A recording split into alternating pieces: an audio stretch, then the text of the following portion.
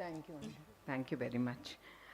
And నా speech మొదలుపెట్టే ముందల కుమార్ గారికి లాస్ట్ టైం కుమార్ గారు కూర్చోండి కుమార్ గారికి గోపి గారికి వార్నింగ్ ఇచ్చాను, ఎందుకంటే నేనేం చెప్పాలనుకుంటే వాళ్ళే ముందర చెప్పేస్తున్నారు. So I want them, you better cut down your speech, because నేను చెప్పాల్సిందని మీరు చెప్పేస్తే ఇంకా నాకు మిగిలేది ఏం లేదని. So I thank both of them giving me the opportunity to take what I want, to talk what I want. Thank you very much. And ikkadiki మా ఆహ్వానం అంగీకరించి ఇక్కడికి వచ్చిన ప్రతి ఒక్కరికి నా హృదయపూర్వక ధన్యవాదాలు. మీకు తెలుసు, మా నాన్నగారు నందమూరి తారక రామారావు గారు. అలా పిలిస్తే నాకు తెలుసు మీకు ఇష్టం ఉండదు. మన అన్నగారు నందమూరి తారక రామారావు గారు. ఆయన ఎప్పుడు ఏమీ ఆశించలేదు, చాలా కష్టపడి ఆయన పైకొచ్చిన మహోన్నత వ్యక్తి. అట్లా ఆయన రాజకీయ రంగాల్లో ఆయన ఏ పదవి ఆశించకుండా ఆయన ప్రజలే దేవుళ్ళు, వాళ్ళ కోసం, బలహీన వర్గాల కోసం, మన ఆంధ్ర రాష్ట్ర ప్రజల కోసం, వాళ్ళ భవిష్యత్తు కోసం ఆయన రాజకీయ రంగాల్లోకి ఆయన వచ్చారు. అట్లా ఆయన ముందు అడుగేసి ఆయన పేద ప్రజల కోసం కానీ ప్రజల కోసం కానీ చాలా పథకాలు ధైర్యం చేసి సైన్ చేసి ఆ పథకాల్ని ఆయన చాలా ధైర్యంతో ముందుకు తీసుకెళ్లారు. ఉదాహరణకు కిలో బియ్యం 2 రూపాయలకి, అట్లానే మన ఆడపిల్లలకి ఆస్తిలో సమాన హక్కు, అట్లాంటి ఎన్నో పథకాలు ఆయన్ని, తెలుగు జాతిని, ప్రజల్ని మనసులో పెట్టుకుని ఆయన ముందుకు తీసుకెళ్లారు. అట్లానే మన ప్రజానాయకుడు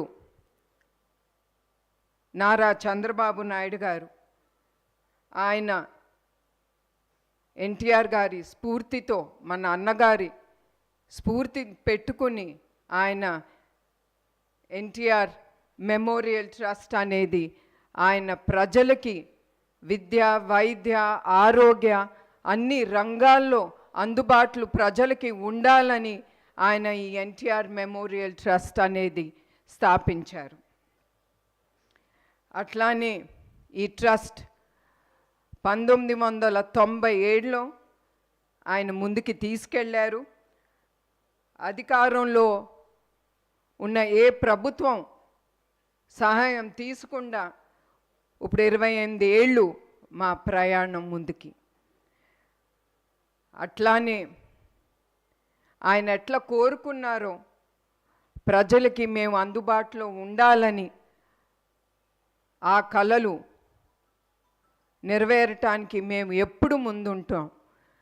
అట్లా 2013లో వచ్చిన పైలాన్ తుఫాన్ అప్పుడు కానీ, 2014లో వచ్చిన హుద్హుద్ తుఫాన్ అప్పుడు కానీ, అట్లానే 2018లో ఆఖరికి కేరళలో వచ్చిన తుఫాన్ అప్పుడు కూడా ఎవరు మమ్మల్ని పిలవకుండా మా ట్రస్ట్ ముందడుగేసి ప్రజల్ని ఏది కావాలో, ఏ సహాయం వాళ్ళకి కావాలో ఆ సహాయం అందిస్తూ మేము ముందడుగు వేస్తున్నాము.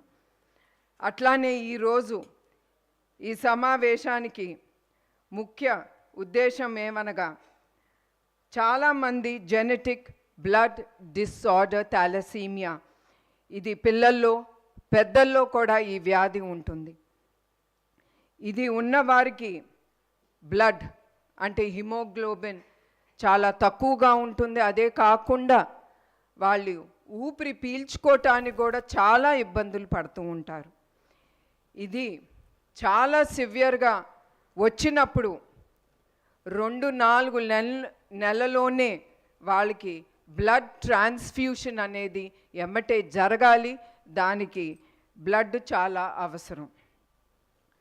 సాధారణంగా బ్లడ్ డొనేషన్ అంటేనే ప్రజలు కొంతమంది భయపడతారు.